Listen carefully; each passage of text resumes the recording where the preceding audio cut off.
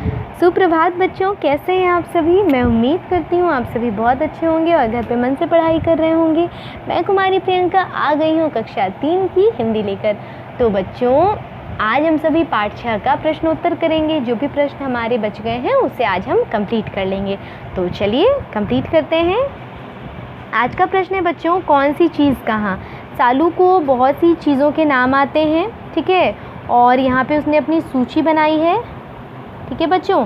अब आपको इस तालिका को सजाना है, किसकी मदद से, तो शालू की सूची की मदद से। तो बच्चों, सबसे पहला अक्षर है ब। ब से आपको नाम ढूंढना है जानवर या पक्षी का। तो ब से आप बकरी लिख सकते हैं। देखो बकरी दिया हुआ है यहाँ पे, तो बकरी लिख सकते हैं। खाने पीने का सामान क्या दिया हुआ है, देखिए ध्यान से। खाने पीने का सामान बेर है, तो बेर लिख दिए, ठीक है।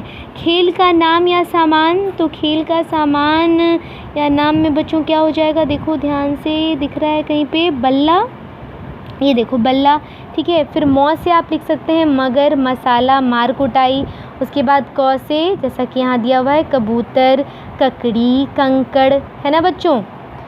आगे बढ़ते हैं। आप यहाँ कंकर या कबड्डी भी लिख सकते हैं, जैसा कि यहाँ पे दिया हुआ है बच्चों, कबड्डी भी लिख सकते हैं, ठीक है। लौ से देखिए आप क्या लिख सकते हैं, लौ से लोमड़ी लिख सकते हैं, ठीक है। खाने पीने का सामान लड्डू और खेल का सामान लट्टू लिख सकते हैं। पौ से देखिए बच्चों, नाम दिया गया है यहाँ जानवर का, तो जानवर का यहाँ पे नाम नहीं दिया गया है, तो आप पांडा लिख सकते हैं। पपीता खाने पीने का सामान है और खेल का सामान पतंग लिख सकते हैं। आगे बढ़ते हैं बच्चों। गौ से गाय लिख सकते हैं आप, ठीक है। गुलाब जामुन और गिल्ली, जो कि खेल का सामान होता है। आगे बढ़ते हैं बच्चों। शौ से आप शेर, शक्कर और शतरंज लिख सकते हैं, ठीक है। इस प्रकार से शालू की जो सूची है, जो उसकी तालिका है, वो यहाँ पे कंप्लीट हो गई। इस प्रकार से बच्चों आप कई अक्षर ले करके उस अक्षर से किसी जानवर का नाम, खाने पीने के सामान का नाम, खेल का नाम या सामान आप लिख सकते हैं। चलिए अब अगला प्रश्न क्या है बच्चों, ये है अगला प्रश्न कि यहाँ तालिका आप देख रहे हैं, ठीक है, सूची दी हुई है यहाँ पे। अब आपको इस सूची को वर्णमाला के हिसाब से क्रमबद्ध करना है। वर्णमाला में कौन अक्षर, जो अक्षर पहले आता है आप उसको पहले लिखेंगे और जो बाद में आता है उसको बाद में लिखेंगे, ठीक है। तो यहाँ पे कबूतर लिख सकते हैं पहले, गाय, तोता, बकरी, मगर, लोमड़ी, शेर, ये सब आप जानवर या पक्षी के नाम में लिख सकते हैं बच्चों, है ना। ये वर्णमाला के हिसाब से है।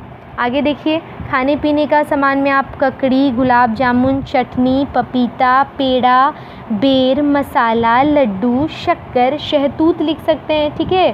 वर्णमाला के हिसाब से लिखना है बच्चों। उसके बाद खेल के नाम या सामान, आपने जैसा कि शालू की सूची में देखा था, कबड्डी भी था, गिल्ली भी था, तो पहले कबड्डी आएगा, फिर गिल्ली, फिर पतंग, उसके बाद बल्ला, उसके बाद लट्टू, उसके बाद शतरंज। इस प्रकार से वर्णमाला के हिसाब से इसे लिखना था। मैं उम्मीद करती हूँ आपने सही तरीके से लिखा होगा। आगे देखिए बच्चों, क्या है प्रश्न, हमसे सब कहते कविता में जिन लोगों, चीज़ों और जगहों के नाम आए हैं उन्हें नीचे दी गई तालिका में लिखो, ठीक है। तो आप इसे लिखेंगे, देखिए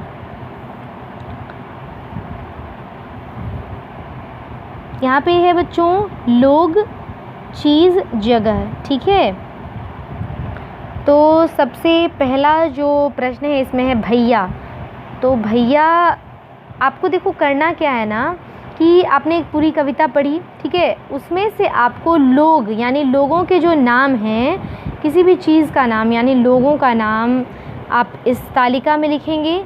और अगर कोई चीज़ आई है, ठीक है, किसी चीज़ का नाम है, तो आप उसे इस तालिका में लिखेंगे।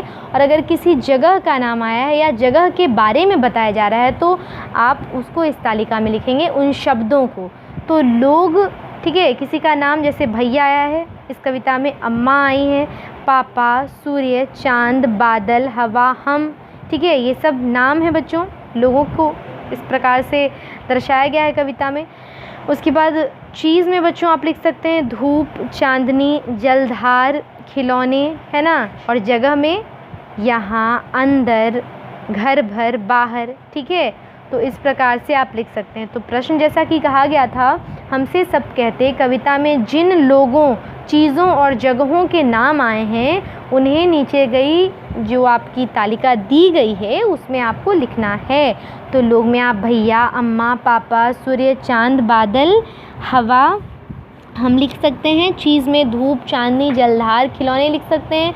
जगह में यहाँ, अंदर, घर भर, बाहर, ये सब लिख सकते हैं। ठीक है बच्चों, अंत में देखो प्रश्न क्या है। आओ अब इन चित्रों से कहानी बनाएं। बच्चों आपके किताब में चित्र बना हुआ होगा, ठीक है, वहाँ पे आपने देखा होगा कि एक कौवा है जो कि बहुत ही चालाक होता है, ठीक है, और उसको एक रोटी मिलती है। आपने ये कहानी भी पढ़ी होगी, तो आपको ये कहानी कंप्लीट करनी है। मैं उम्मीद करती हूँ आप खुद से कर लेंगे, फिर भी मैंने यहाँ पे समझा दिया है कि देखो, एक बार एक भूखे कौवे को एक रोटी मिली, ठीक है।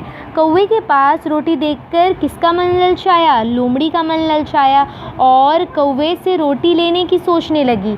लोमड़ी बोली, कौवे भाई तुम तो इतना अच्छा गाते हो, आज मुझे भी एक गाना सुनाओ। कौवा चतुर था, उसने रोटी को अपने पंजे में दबाया और बोला, मैं सब समझता हूँ लोमड़ी बहन, तुम्हें रोटी नहीं मिलेगी।